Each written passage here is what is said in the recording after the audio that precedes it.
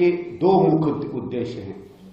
एक तो आतिशी जी ने कोई 5-6 दिन पहले एक प्रेस कॉन्फ्रेंस में इस बात को कहा कि मुझे भारतीय जनता पार्टी से सैकड़ों करोड़ों मिलते हैं। तो मुझे याद आई कि पिछले 10-12 साल से जिस तरीके से इन्होंने विधिवत तरीके से, नियमित तरीके से कांग्रेस पे, मुझ पे, मेरी स्वर्गीय माता जी पर जो एक एक करके हमले किए थे भ्रष्टाचार के, उस पर मैं आप लोगों द्वारा उनसे सवाल उठाना चाहता हूं और कुछ सवाल पूछना चाहता हूं।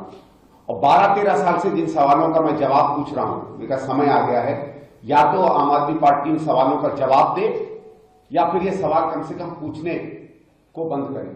दूसरा क्या है, मैंने देखा है कि 10 साल बाद जो सरकार आई है केजरीवाल साहब की, वो अपना हिसाब किताब दे रहे हैं, तो कुछ इंटरव्यू देते हैं, कई जगहों पर बात करते हैं और उन्होंने कई आंकड़े जनता में फेंकने शुरू किए हैं कि किस तरीके का उन्होंने विकास किया है पिछले 10 सालों में।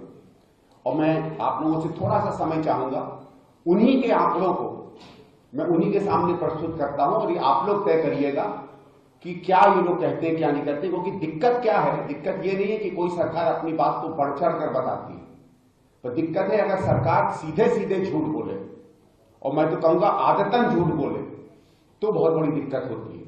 और अंत में 2-1 पॉइंट उसके बाद रहेंगे। इन्होंने, आपने देखा होगा, कोई 5-6 सीएजी की रिपोर्ट्स आई थी जो इन्होंने सार्वजनिक नहीं की, असेंबली में नहीं दी। कुछ मित्रों ने इधर उधर से उसके कुछ अंश मुझे दिखाए हैं। उन अंशों पे, उन रिपोर्ट्स पर हम लोग बाद में पीसी करेंगे क्योंकि फिर बहुत लंबा हो जाएगा। लेकिन उसके 2-1 चीजें मैं जरूर निकालकर आपको दिखाऊंगा जिससे पता चलेगा कि पिछले 10 साल में किस तरीके से सरकार ने अपने काम किए हैं। सबसे पहला जो एक सवाल ये बार बार करते हो, इस पे सवाल पूछना इसलिए आवश्यक है क्योंकि इस बात को लेके ये करप्शन की सारी चीजों को मोड़ते हैं। ये कहते हैं कि साहब हमारे पास एंटी करप्शन ब्यूरो नहीं है, जिस कारण से हम कुछ नहीं कर पाते। तो मैं इनसे पूछना चाहता हूं कि आपने इस देश में हल्ला खड़ा कर दिया था लोकपाल के नाम पर, तो दिल्ली में लोकायुक्त तो है। अगर आपके पास फाइलें थी, आपके पास सबूत थे, तो आप लोकायुक्त के पास क्यों नहीं गए? आपने हाईकोर्ट में चिट्ठी क्यों नहीं भेजी? आपने एलजी साहब को क्यों नहीं किया? और मैं एक उदाहरण देता हूं, 2012 में जब कोल का स्कैम आया था, तो मैंने एक चिट्ठी लिखी थी सेंट्रल विजिलेंस कमीशन को, जो उसके बाद सीबीआई को गई, और जितने भी 18-20 केस कोल में चल रहे हैं वो सब केवल एक मेरे पत्र के ऊपर चल रहे हैं। आज भी उन पर केस चल रहा है।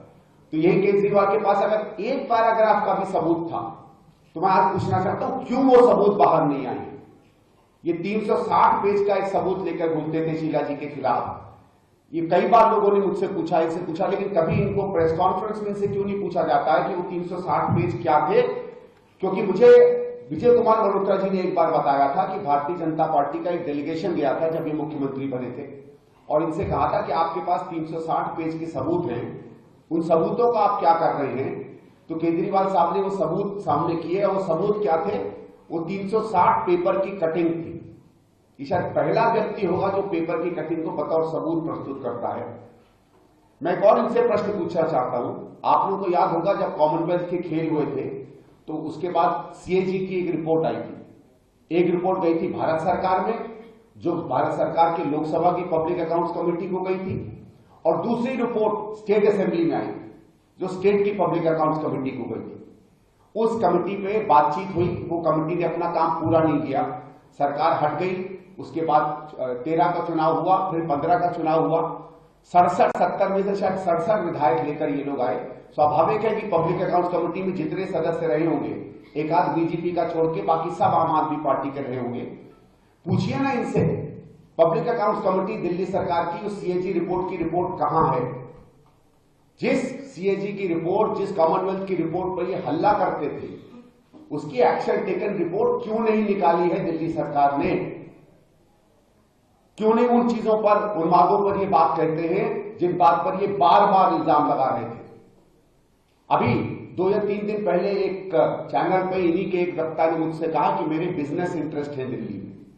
मैं आज नहीं, मैं 10 साल से इस पार्टी से कह रहा हूं, हिम्मत हो तो एक सबूत दीजिए ना। और मैं आप लोगों के माध्यम से कहता हूं, मुझे भी न्याय चाहिए, एक सबूत दिखाइए।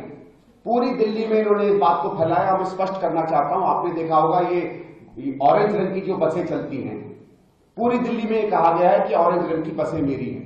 मैंने एक पत्र लिखा आज से 3-4 महीने पहले डिम्स को, मैंने कहा था टिम्स में अगर मेरी बसें चलती हैं तो पिछले 10 साल में मुझे तो 1 रुपया किराया नहीं आया है, या तो मुझे किराया भेज दीजिए या स्पष्ट कर दीजिए बसें किसकी हैं।